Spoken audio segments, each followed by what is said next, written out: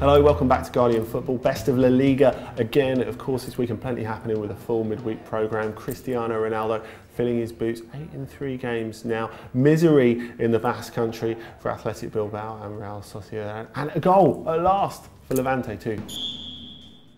So against Elche on Tuesday night, that's 1, 2, 3, 4, a poker for Cristiano Ronaldo. The 3rd time he's done it in Real Madrid colours, 25th time he's scored a hat-trick, and it is one incredible goal record, 264 goals in 254 games. He's approaching the 200 mark as well for Real Madrid, but still there's a sense that he isn't quite loved at the Bernabeu to the extent which he was at Old Trafford, so you can understand why he entertains that kind of saudade, as the Portuguese say, the longing that he has a little bit for Manchester United, and why they would want to sign him back. You can also see with those numbers exactly why Real Madrid wouldn't want to sell him. He has played down speculation of a return to England, and I don't really think anything's imminent. He's only a year into a new contract, and I think United is, a nice little daydream, but Real Madrid really need him now more than ever.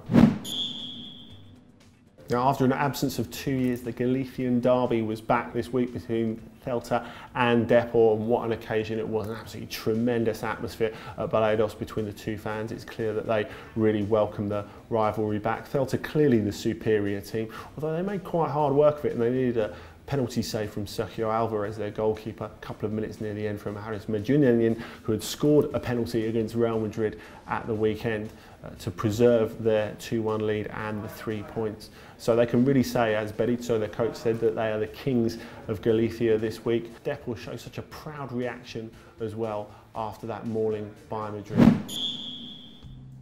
In a bleak week for the Basque Country, with Athletic Bilbao, who were leading at Rayo Vallecano, actually losing in the end to a last-minute goal by Leo Baptistão, whereas Real Sociedad lost rather more excusably, I suppose you could say, at Sevilla, who are flying high but nevertheless second best. And question marks over these two big clubs already, with Athletic looking as if they're really feeling the pace from their highly charged calendar. Of course, with the Champions League, it's only going to get heavier before Christmas, whereas Real Sociedad had some doubts over the future of their coach Jagoba Arrasate, who looks as if he's struggling to inspire the best out of his players. Now, Athletic, it could get even more difficult for them this weekend. They've got the visit of Little Eibar to San Mamés from just down the road. That would be real humiliation if the smaller Basque club were to turn them over, whereas Real Sociedad, it's going to get difficult for them with the visit of Valencia, who are in prime nick.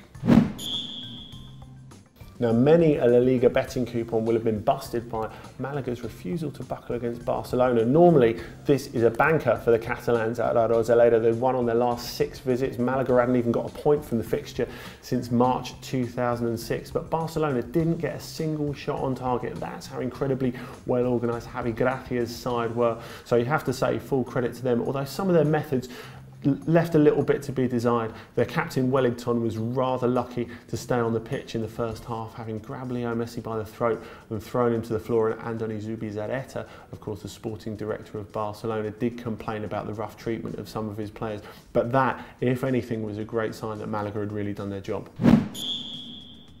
It really was worth the wait. 406 minutes into their La Liga season, Levante finally have got a goal, and what a tremendous goal it was. It came just a couple of seconds into the second half in their game against Granada at Los Carmenes, and it was Ruben Garcia.